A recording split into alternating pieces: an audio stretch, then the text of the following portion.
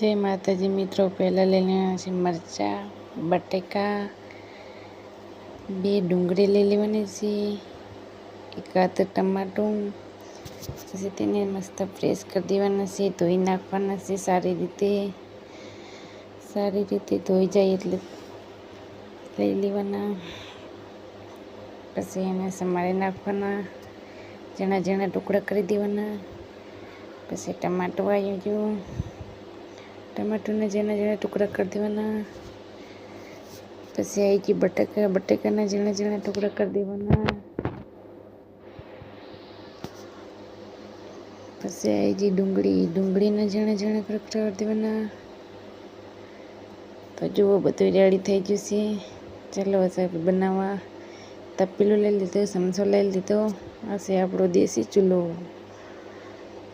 અંદરથી સેલી કાઢીને આપણે સરગાનો છે દેતવા થઈ ગયો. અંદર નાખી દેવાનું છે તેલ.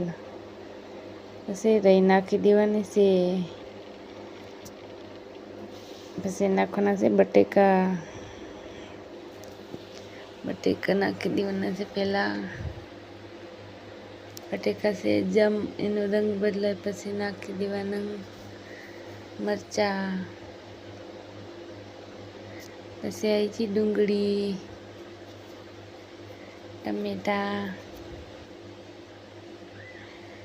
મરચાં, હળદર, મસાલો, સળી રહી એટલે પછી નાખવાના છે અંદર મરચાં.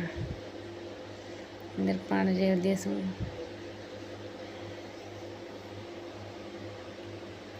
પછી નાખી દઈશું આપણે મરચાં તપેલામાં.